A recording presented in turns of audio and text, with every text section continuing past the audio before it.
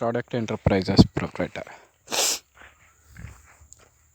ನೋಡಿ, ಟೊಮೊಟೊ ಬೆಳೆ chemical farming, this not organic farming. ಅಂದರೆ ನಾನು ಜಾಸ್ತಿ ಆರ್ಗ್ಯಾನಿಕ್ ಬಗ್ಗೆ ವಿಡಿಯೋ ಮಾಡ್ತಾಯಿರ್ತೀನಿ.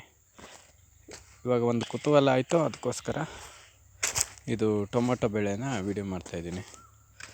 ನೋಡಿ, ಇದು ಜಸ್ಟ್ 15 ಡೇಸ್ ಆಗಿದೆ. ಅಂದರೆ ನರ್ಸರಿಯಿಂದ ಗಿಡ ತೊಗೊಬಂದು ಹಾಕಿ 15 ಡೇಸ್ ಆಗಿದೆ. ನೀವು ಹಾಯಿಸಿ ಟೊಮೊಟೊ ಹಾಕೋದಕ್ಕೂ ಈ ಡ್ರಿಪ್ ಇರಿಗೇಷನ್ ಮಾಡಿ ಟೊಮೊಟೊ ಹಾಕೋದಕ್ಕೂ ತುಂಬ ಡಿಫ್ರೆನ್ಸ್ ಇರುತ್ತೆ. ಮತ್ತು ನೀರು ತುಂಬ ಚೆನ್ನಾಗಿ ಸೇವ್ ಆಗುತ್ತೆ, ಗಿಡ ಬೆಳವಣಿಗೆ ತುಂಬ ಚೆನ್ನಾಗಿ ಬರುತ್ತೆ, ಮತ್ತು ಕಳೆ ಅವಾಯ್ಡ್ ಆಗುತ್ತೆ ಮೇಯ್ನು. ಇವಾಗ ನಾವು ಸಾಲಿಗೆ ಬಿಟ್ಟರೆ ಇಲ್ಲಿಂದ ಬಿಡ್ತೀವಿ, ಈ ಗಿಡ ಇಲ್ಲಿದ್ದರೆ ಇಲ್ಲಿಂದ ಬಿಡ್ತೀವಿ, ಇಲ್ಲೆಲ್ಲ ಕಳೆ ಇರುತ್ತೆ. ಈಗೇನಾದರೆ ಡ್ರಿಪ್ ಎಲ್ಲಿ ಬಿದ್ದಿದೆ ಅಲ್ಲಿ ಮಾತ್ರ ಸ್ವಲ್ಪ ಕಳೆ ಬರುತ್ತೆ. ಅಂದರೆ ಟೊಮೊಟೊ ಬೆಳೆಯೋ ಅಷ್ಟೊತ್ತಿಗೆ ಆ ಕಳೆಯನ್ನು ಅಷ್ಟು ಇದಾಗಿ ತುಂಬ ದೊಡ್ಡದಾಗಿ ಅನಿಸಲ್ಲ.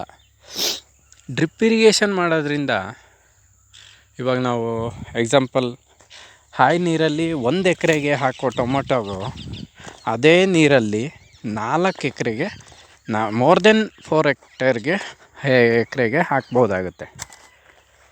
ಅದಕ್ಕೆ ನಾವು ಡ್ರಿಪ್ ಇರಿಗೇಷನ್ ಮಾಡಿ ನೀರನ್ನು ಉಳಿಸಿದರೆ ಅಥವಾ ಯುಟಿಲೈಸ್ ಮಾಡಿಕೊಂಡ್ರೆ ನೋಡಿ ತುಂಬ ಚೆನ್ನಾಗಿ ಯೂಸ್ ಆಗುತ್ತೆ ಅಂತ ನನ್ನ ಅನಿಸಿಕೆ. ರೈತ ಅಂದಮೇಲೆ ಬೆಳೀಬೇಕು ಅಂದರೆ ಡ್ರಿಪ್ ಇರಿಗೇಷನ್ಗೆ ಸ್ವಲ್ಪ ಖರ್ಚಾಗುತ್ತೆ ಸರಿ, ಆದ್ರೂ ನಾವು ಸ್ವಲ್ಪ ಖರ್ಚು ಮಾಡಿದರೆ ಕೆಲವೊಂದು ಕಡೆ ನಮಗೂ ಉಳಿತಾಯ ಆಗುತ್ತೆ. ಇವಾಗ ಕೆಲವೊಬ್ರು ಅನ್ಕೋಬೋದು, ನಾವು ಡ್ರಿಪ್ ಇರಿಗೇಷನ್ ಮಾಡಿದರೆ ಏನು ನಮಗೆ ಬಾವಿನಲ್ಲಿ ಚೆನ್ನಾಗಿ ನೀರು ಬರುತ್ತಲ್ಲ, ಅದೇ ನೀರನ್ನು ಹಾಯಿಸೋಣ ಅಂತ ಅನ್ಕೋತಾರೆ. ಅಂದರೆ ಕೆಲವೊಂದು ಟೈಮು ನಾವು ಮಾಡೋ ಹೆಲ್ಪು ಇನ್ನೊಬ್ಬ ರೈತರಿಗೂ ಅದು ಹೆಲ್ಪ್ ಆಗುತ್ತೆ. ಫಾರ್ ಎಕ್ಸಾಂಪಲ್, ನನ್ನ ಹತ್ರ ನೀರು ಜಾಸ್ತಿ ಇದೆ ಅಂತ ಹೇಳಿ ನಾನು ಬಾವಿಲಿರೋ ನೀರೆಲ್ಲ ತೆಗೆದು ಖಾಲಿ ಮಾಡಿದರೆ ಅದು ನೆಕ್ಸ್ಟ್ ಬೇರೆ ರೈತರಿಗೆ ತೊಂದರೆ ಆಗೋ ಅಂಥ ಚಾನ್ಸಸ್ ಇರುತ್ತೆ. ಅಂದರೆ ಅವ್ರ ಬಾವಿ ನೀರು ಕಡಿಮೆ ಆಗ್ಬೋದು. ಅಂದರೆ ಡೈರೆಕ್ಟಾಗಿ ಆಗದೆ ಹೋದ್ರೂ ಇಂಡೈರೆಕ್ಟಾಗಿ ಕೆಲವೊಬ್ಬರಿಗೆ ಅದು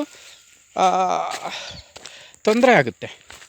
ಅದಕ್ಕೋಸ್ಕರ ನಾವು ಕೆಲವೊಂದು ಪದ್ಧತಿಯನ್ನು ಬಳಸ್ಕೊಂಡು ನೀರು ಉಳಿತಾಯ ಮಾಡೋಣ ಅಂತ ಹೇಳ್ತಾ ಈ ವಿಡಿಯೋನ ಮುಗಿಸ್ತೀನಿ.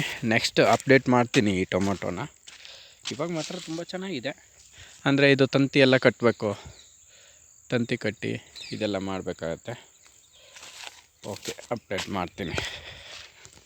ಈ ವಿಡಿಯೋನ ಲಾಸ್ಟ್ ಮಾಡ್ತಾಯಿದ್ದೀನಿ. Thank you.